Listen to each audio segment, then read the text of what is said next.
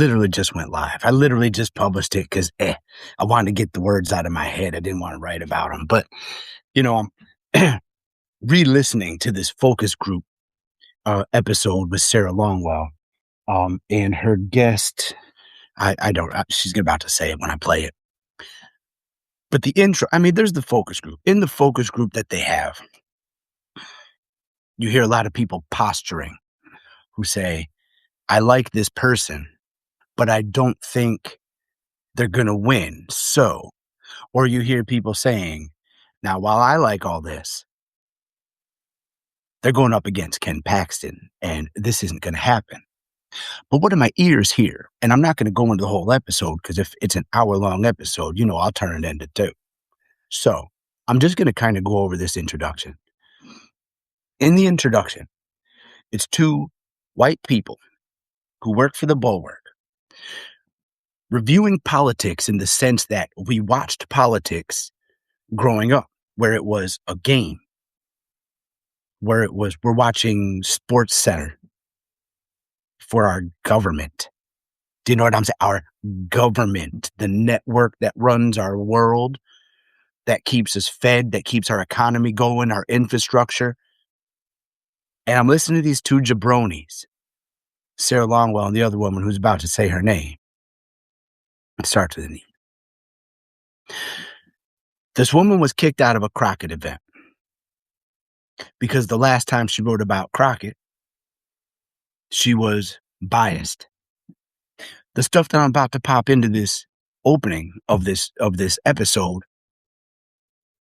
of the focus group with Sarah Longwell on the Bulwark, white people, former Republican, never Trumper, a word they coined, and now everybody uses. So they're making fetch happen in multiple ways because progressive darlings somehow keep listening to former Republicans, never Trumpers, who really bought into the television discourse of team versus team, and this is what this team does, and this is what this team does. Before I go into it, we have a U.S. Constitution that gives us our rights as citizens, and everybody else is middle management. Everybody else is convincing you to look against your constitutional rights for their choice of your better middle management because they get paid to talk about a game. Nobody gets paid to watch Little League games and talk about it to the people who watched it and enjoyed it.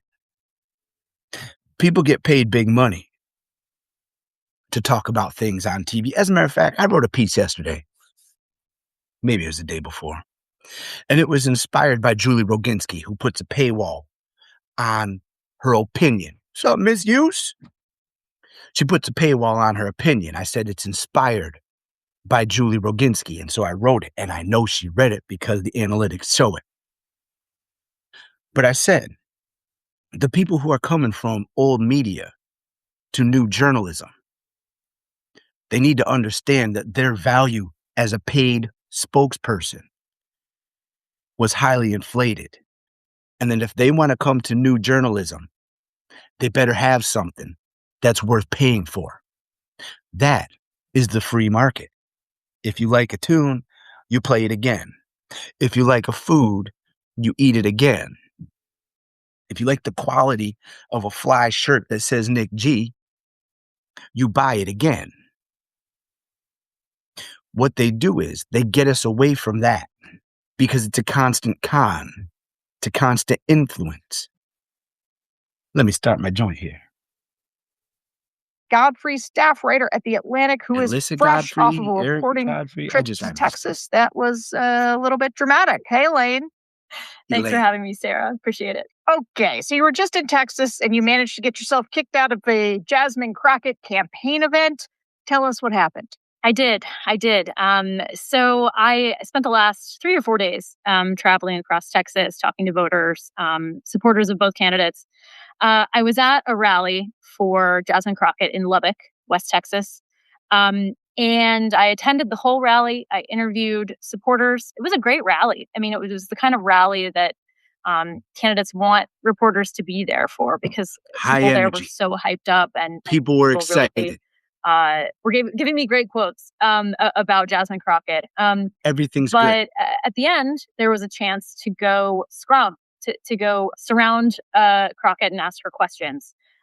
So I approached to join in, and Two her press aide, one white of women her press aides, in this interview. said, "Who are you?" And I said, "I'm Elaine with The Atlantic." They From had The let me in. Atlantic. I had registered. It was not a secret thing that I was there. And they said, "You can't come in. It's Before I go on, The Atlantic, while they do great journalism, their influence is greatly exaggerated. I think about who I listen to. I listen to Shane Urak for my international news. I listen to a guy named Chris Norland who gives me my Asian news. And I love his wife, Yeji, by the way. Who am I listening to? I'm listening to Ellie Leonard, who is personally transcribing Epstein stuff in her home. I'm listening to Kate Justice, also in the Epstein vein, from her home. Zev Shalev, who has worked in a bigger way, is working in a small new journalism area. Ellie's everything. Ellie's everything in the sense that she is so relatable to anybody that's ever walked into somebody's home, to anybody who's been invited into somebody's home. Ellie Leonard is that relatable. So I'm talking about Zeb Shalev, who's trying to make it, and they keep catching and killing his stuff, which is testament to how good his stuff is. So when I'm talking about new journalism, I'm talking about the people who are interested in doing the work. I'm not talking about people who are paid to write because they're paid to write a perspective. They're on this beat. That's how you end up with people like Barry Weiss. Independent journalism all day. To me, independent journalism is that person that will go out and say the things that polite society won't in these interviews. And I'm not going to go very far because, like I say, I could turn a 1-hour vid into a 2-hour live. But in it, it's just constantly. I don't know if Texas is going to vote for a gay guy. I don't know if Texas is going for a black guy. I don't know if it's like they are shooting themselves down. It's like they're playing Guess Who until they have their one candidate still standing, who is very white, who is very biblical. You know what I'm saying? Who is very white coding. Nobody wants scripted content. Scripted content is for geeks that can't get into the theater. Play a role. If you don't comprehend it, how can you teach it? If you don't understand it. When I'm listening to punditry, especially on like CNBC, the money type, it's so complicated. It just takes too long. If it takes you that fucking long to explain it, you don't get it. If you say, "Oh, I can't explain it, it's too complicated," you don't understand it. Back to Little Ma. It's too late to join the press gaggle. So I said, okay. Kept interviewing people. A few minutes later, a woman came up to me and said, "Are you Elaine? Jasmine's team wants you to leave." And I said, "Why?" If you're and she said, if you're gonna write trash, that's not freedom of speech. That's intentional. And me coming back to this is starting to be my huge problem with the Bulwark. This is starting to be my problem with The Atlantic. I remember reading Andrew Sullivan's shit, and I loved him on TV. Once I started reading his actual fucking work, I'm like, you're wrong about everything. Why the fuck am I watching you on TV, bruh? Because you're paid? Because people recognize your face? Because your association with the magazine that pays you overpricedly for the value of your fucking opinion?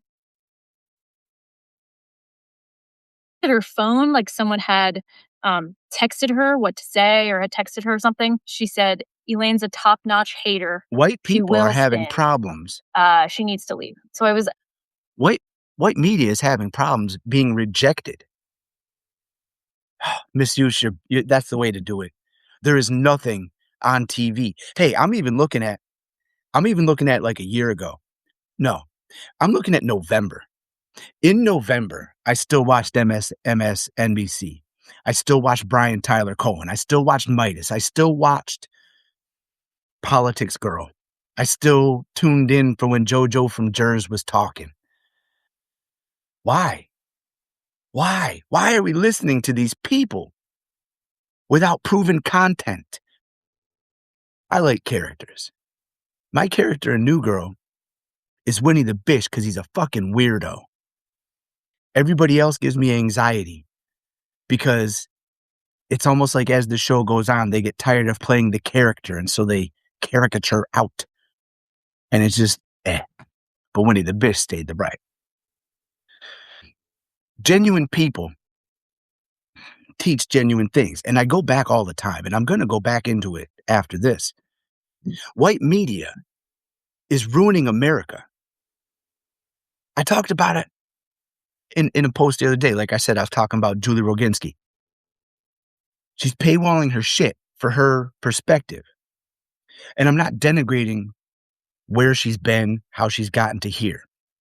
She worked at Fox News. She was a whistleblower. She's brought on to appear on CNN and MS now. But when she's given her perspective, it's Eastern Europe, it's Israel because she's Jewish. It's white America. She doesn't recognize the slave catchers. She doesn't recognize the property owners. She doesn't recognize that property owners are being paid for the amount of caught bodies that they have on their property in their charge. This is American history. But this European immigrant is talking about the Gestapo, is talking about, Nazis. We're in America. To quote Belle Biv DeVoe, ain't nothing changed. You know what I'm saying? What are we doing? Again, American media, which is melanated and native, should be. Hold on.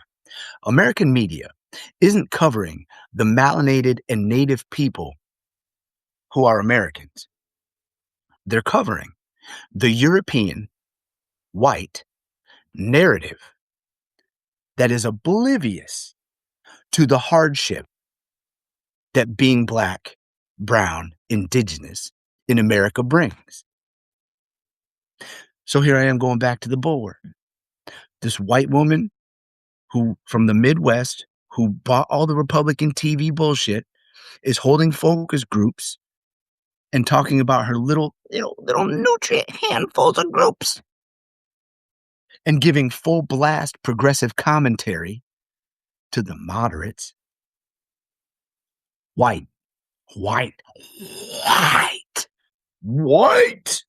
people. Same thing with the Atlantic. Unless they buy an article from Ta-Nehisi Coates. They buy an article from Stacey Abrams. They buy an article from Gwen Ifill. It is white opinions for white America, from the white perspective, from the white educational opportunities, from this abstract world of political thought where white media circle jerks itself and puts everybody on from white media. And then they use white media words and never actually talk to people. And I'm going to get to that because they're about to say it. From the rally by several security guards, including one who was armed, which was a wild... She was escorted by security to leave because she's a white American propagandist. Turn off. Why are you a top-notch hater? What? because Let's she's get into white it. and she writes biased So products. I don't know if I would call myself a top-notch hater. I've Because never I'm thought of white. Why myself would I that be to way. blame? I'm a little flattered, but I had written a profile of Jasmine Crockett that came out last summer. That I think was pretty fair. I'm She biased, of thought it course, was but fair. I This think it white was a woman fair thought that it was piece. It fair to did her make contain some judgment calls criticism on a of black her woman. from fellow Democrats. So before I go into it, I'm just going to let it play and then I will give my commentary. White people in media don't recognize their whiteness. I grew up listening to rap. I feel like I had like this little crack that I'm looking into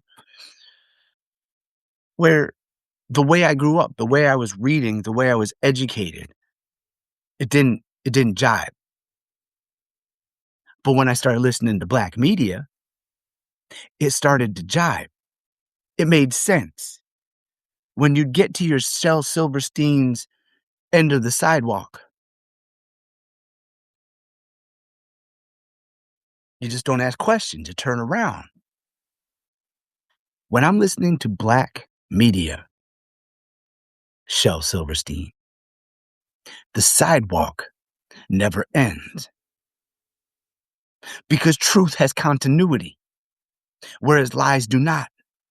Lies have a beginning, lies have an end, lies have, you got the core where the strings are tight, and then you got the loose ends that fray. You know what I'm saying? Black media doesn't have loose ends that fray.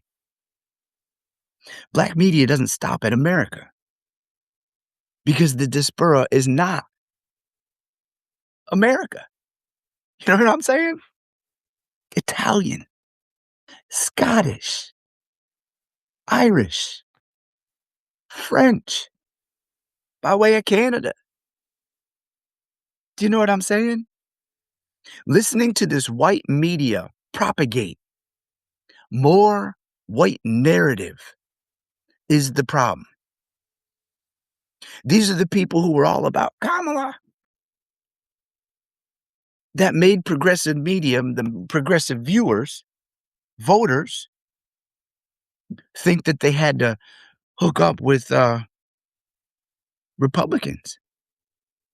And why? The Republican Party already has an organization. It's heavily narrated and it's rarely true. Uh, Before that story had gone to publication, 3 or 4 days before, she had called me and said she heard the story was going to be bad. She was upset that I had reached out to some of her Democratic colleagues without telling her first.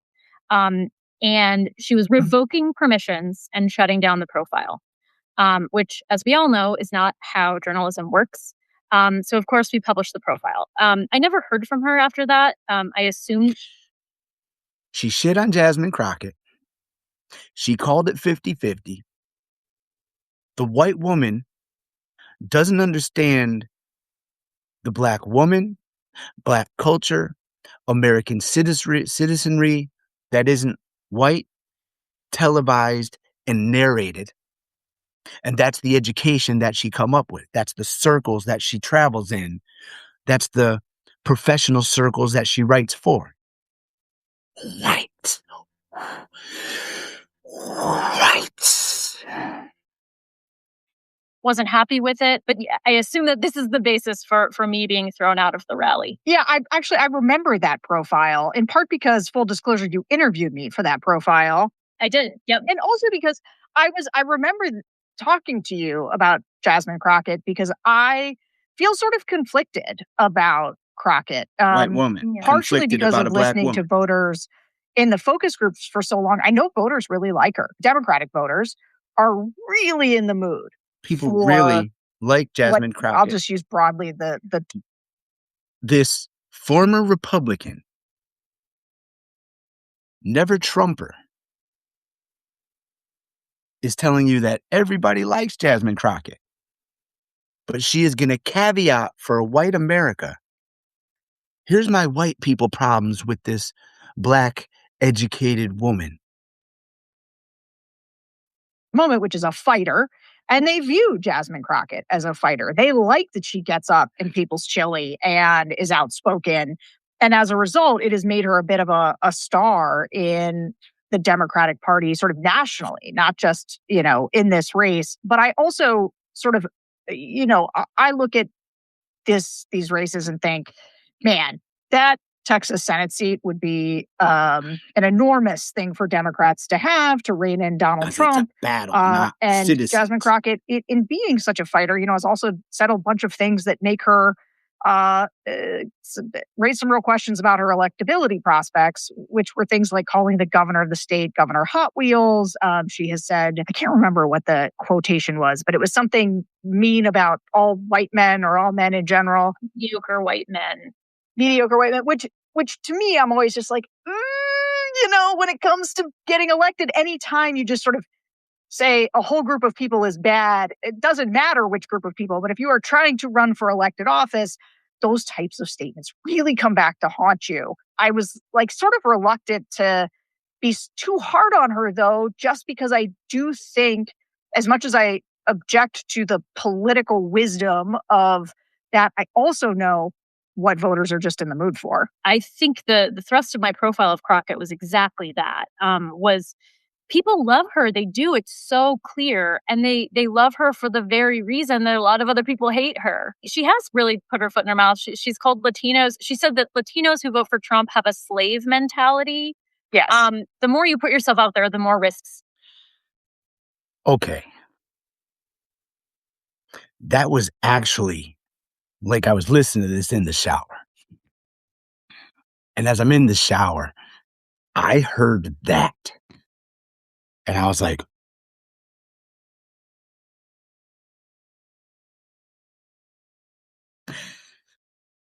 the white woman, Sarah Longwell, through the focus group hears, everybody loves Jasmine Crockett. The white woman, former Republican, never Trumper. Her problem with Jasmine Crockett is that she called white men mediocre. Sarah Longwell, lesbian, gay woman, American citizen. She can't twist up her fucking mouth to say white men are mediocre. She can't twist up her face to say, you're going to hurt Americans by not saying that white men are acceptably genius and exceptional. Whiteness is an implication. You don't know you're not white until it's pointed out. That's white people. You don't know you're not white until you're kicked out of the club. Jews were white. But anti-Semitism still exists because they're not white. They're not part of the club. So Sarah Longwell has a problem with Jasmine Crockett. Everybody loves her. Every single fucking focus group says Jasmine Crockett's the schniz. But white woman with her media show and her progressive influence is saying, I don't know. She said white men are mediocre. This is the problem with white media. This is the problem with the Bulwark, Crooked, The Atlantic, MS Now, CNN. I start to feel like I got a broken record going, but I'm going to go on to the other joint. The woman from The Atlantic. I honestly don't give a fuck about her name because once I start knowing her name, I'm going to start using it. And once I start using it, I start tagging people. And once I start tagging people, they start knowing my name. What's her name? Elaine Godfrey. Okay. Elaine Godfrey. Elaine Godfrey white woman who writes for the publication The Atlantic thinks that Jasmine Crockett is in the wrong by pointing out that Latino, Hispanic men voting for MAGA, Donald Trump, and the Republican Party is a bad thing. She's warning them. Jasmine Crockett was warning brown people. Look, man, you are going to be deported because of the language that you use. You are going to be deported because of the visual cues. We've seen this before. It was called America. And before it was the brown people, it was the black people. Still is. Brown people voting for Republicans with immigration being the marketing. Brown men voted for brown men, women, and children to be incarcerated.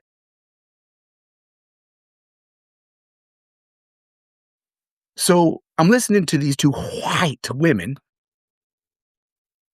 Republican women, who write for moderate publications that look out for white people,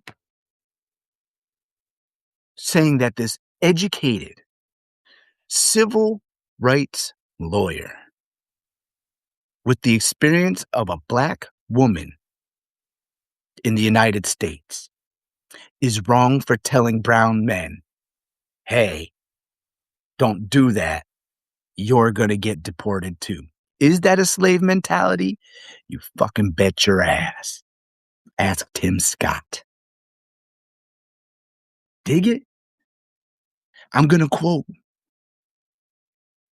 Professor Greg Carr. Master don't love you. I'm Dobby. I have clothes. I am a free elf. I will always be a free elf, even in captivity. Misuse, I'm just going to jump on that point. What Misuse just said. They voted against themselves and couldn't figure out why. We kept telling them. We all kept telling them. Why? Fucking duh. Because white media is election interference. CNN is obviously trash. But MS Now gives the illusion of white media. And it gives you all former Republicans, all never Trump, until later in the evening, where they bring in Rachel, where they bring in Lawrence. I'm not going to call Chris Hayes a progressive, because if you are a white man who exists in that intellectual space that Chris Hayes does, you're no better than Jon Favreau. You're no better than Ezra Klein. You're no better than unattached white privilege who sit separate from other people and decide the fates. You're no different than Jeffrey Epstein sitting with his smart people, citing your scores of intelligence and trying to make more. You are no different than the Jeffrey Epstein class of intellectualism. No different. The difference is you're not funded on a global network.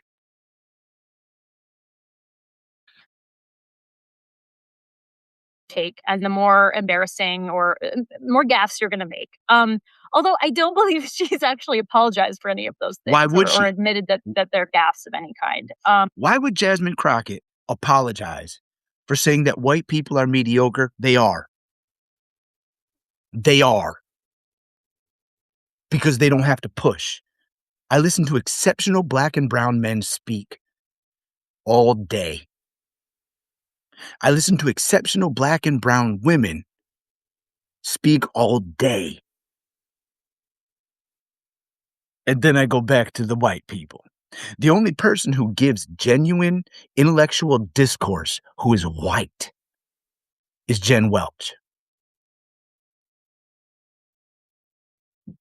But I go to the Bulwark, where I listen to these white people with connections make jokes about something that somebody said. Donald Trump looks goofy. Let's laugh at J.D. Vance having no charisma and a gut. Ha ha ha ha. Politics. We're the United States of America. We're losing rights. The United States Constitution gives us, each one citizen, our definition of rights, and everybody else is middle management. And we're watching white people on TV watch each other. The Bulwark, Crooked, MS Now, CNN, they're all watching each other and repeating themselves. They're reading Politico and The Atlantic and repeating themselves. Nobody's talking to Karen Hunter, Roland Martin, Greg Carr, Larry Daniel Favors, Savvy Sabs, Sabrina Salvati, Brianna Joy Gray. Nobody's tuning in to the Black Star Network when they already heard all the stuff on MSNBC. Nobody's turning into Black Star Network. Nobody's listening to Roland Martin. I bet you don't even know Roland Martin's name. I bet you don't even know who Karen Hunter is. What I'm finding as coming to Substack, I have more access to Black people who I am in awe of their intellect. And then when I see I'm interacting with a name on a screen, words on a page, when I'm starting to interact with these people, I'm interacting. And I mean, they're speaking to me by name, in messages, in dialogue, who speak at graduations at HBCUs. I'm in direct connection and conversations with people who are credentialed and teach at HBCUs. In the meantime, people like Dr. Allison Gill of the Daily Beans are blocking me on social media because I pointed out that in her celebration of the FCC and Stephen Colbert bucking the system, I pointed out to this woman and her co-host that they missed the mark. They elevated the biblical white man the day before early voting over the Black woman who was not in the headlines that day. Mind you, Jasmine Crockett is still in the lead as far as, the Democratic primary. But my point is, this woman who we go to was so distraught at me pointing out, hey man, hold on. You missed the mark. She called me a misogynist and blocked me on everything. White media. White media. She's so used to everybody kissing her Daily Beans ass about what immense and incredible she is that my access to her was blocked when I told her, wait a second, you're missing something. But I'm a misogynist because I told two women that they were wrong. That's Dr. Allison Gill, progressive darling of the Daily Beans, calling me out for misogyny because I said she was missing a mark. I wrote a post about it. It's on my Substack. It's called Beans, the Magical Fruit. I kind of just gave it to you, though. Anyway, back to this white woman speaking to a white woman about not understanding why a woman of color, civil rights attorney, is trying to explain that we keep voting for mediocre white men and how brown men are voting for their incarceration. And this white woman from The Atlantic doesn't understand why Jasmine Crockett isn't apologizing to the white people. I think, but the flip side of that is Democrats like an unapologetic leader, right? Like they feel like she is perfectly matched for this moment. So I'm totally with you. She's a real like conundrum. Yeah, like a There's no complicated conundrum. Figure, but She's very much educated. of this time. Like I really like talking about this Democratic primary, and I'm excited to get Like into it with you Sports Center. because I It's think the that game. It's a bit of a microcosm for all of the things that Democrats are really wrestling with, which is questions She's around Stephen A. Smith. who is the most electable in this moment, but also who seems most authentic, who it looks like they're going to take Trump on. And one of the things about this moment is that Trump has broken down so many taboos, so many norms. At no point is she talking statements that used to get you the quality of a candidate. I don't want to use the word canceled, but that would make people say, like, this person's not really electable. Everybody's watched Trump brazen through all kinds of insane statements, hateful statements, saying awful things, past behavior. And so there's a lot of people now who are like, yeah, okay, does saying a mean thing, gossip. Like, is that disqualifying? Because it doesn't seem like it is. And James Talarico is interesting because he presents just a totally different profile of a Democrat, not just... She finds this born-again evangelical who speaks more about the Bible than the motherfucking U.S. Constitution. This is a new kind of Democrat. That's a former Republican. Never Trumper. Not a progressive. Is starting to push. This is also the woman, Sarah Longwell, who's got a lady boner over Josh Shapiro, the governor of Pennsylvania. That is her announced person that she's watching for the presidential race in 28. 10 or 8? 28? Yeah. Not just in contrast to Jasmine Crockett, but in contrast to Democrats in general, right? It's called a Republican, with his faith, which it's there's called only a Republican, few candidates, like sort of across. It's called a fucking Republican, Sarah. It's called an evangelical.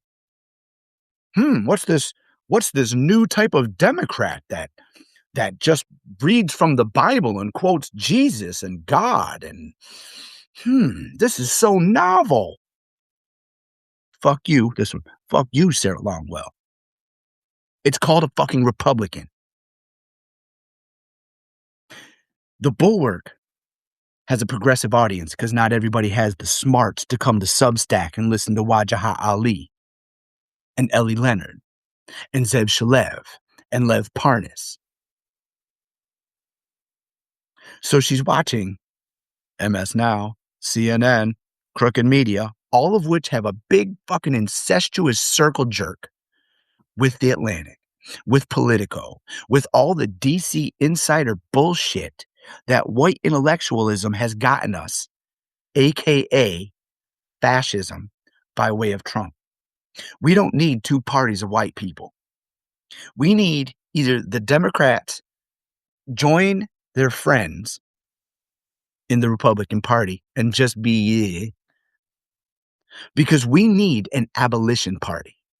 This is the United States of America, not Europe. Don't talk to me about the Gestapo or Nazis. This is the United States of motherfucking America, where we had slaves, we had plantation owners, we had people with money and capital who are trading human beings like chattel. That's where capitalism literally comes from, selling human fucking beings in America. We need an abolition party. We need black, brown, and indigenous faces in every single one of the races. I'm getting hyped. I'm getting mad. James Talarico is an evangelical, and any Democrat that votes for that man is giving up their United States Constitution for a fabricated group of Middle Eastern knowledge that was passed through Caesar to get to you. Now I'm going to quote Jesus real quick. You give to God what is God's. You give to Caesar what is Caesar's. Me, one, what I give of myself, I give of myself, to myself. E pluribus unum. That's citizenry. I do not represent even the people in this house. I do not represent me and my neighbors adjacent to my crib. Why in the fuck